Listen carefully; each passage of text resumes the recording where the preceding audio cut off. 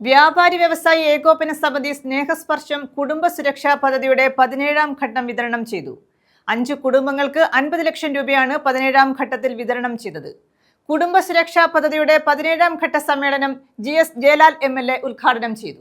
കേരള വ്യാപാരി വ്യവസായി ഏകോപന സമിതി കൊല്ലം ജില്ലാ കമ്മിറ്റിയുടെ സ്നേഹസ്പർശം കുടുംബ സുരക്ഷാ പദ്ധതിയുടെ 17ാം ഘട്ട വിതരണമാണ് നടന്നത്. കൊല്ലത്ത് സംഘടിപ്പിച്ച പരിപാടി GS ജയലാൽ MLA ഉദ്ഘാടനം ചെയ്തു.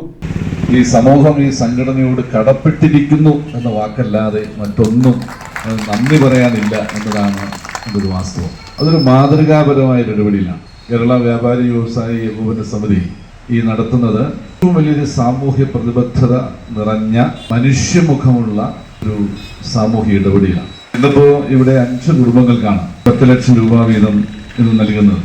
കൊല്ലം ജില്ലാ പ്രസിഡന്റ് S ദേവരാജൻ അധ്യക്ഷത വഹിച്ചു. പരവൂർ നഗരസഭാ ചെയർപേഴ്സൺ P ശ്രീജ മരണാനന്തര കുടുംബസഹായ വിതരണം നടത്തി. S അശോകുമാർ അനുശോചന പ്രമേയം അവതരിപ്പിച്ചു.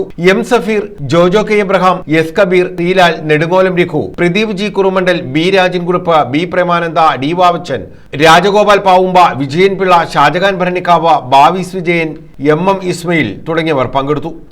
അകാലത്തിലെല്ലാം വേർപെട്ടു പോകുന്ന പാവപ്പെട്ട വ്യാപാരികളുടെ കുടുംബത്തിന് ഒരു വലിയ സഹായം എന്ന നിലയിൽ ഇവർ ബൃഹത് പദ്ധതി രൂപീകരിക്കാൻ മുൻകൈയെടുത്ത വ്യാപാരി വ്യവസായി ഏകോപന സമിതിയുടെ ബന്ധപ്പെട്ട നേതാക്കന്മാരെ ഞാൻ അങ്ങേയറ്റം സ്നേഹത്തോടെ അഭിവാദ്യം ചെയ്യുന്നു.